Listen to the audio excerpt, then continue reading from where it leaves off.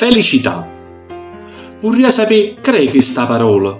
Vorrei sapere che può significare. Sarà ignoranza mia, mancanza di scuola. Ma chi non dice mai? E non me ne. Di Antonio De Curtis, in arte Totò.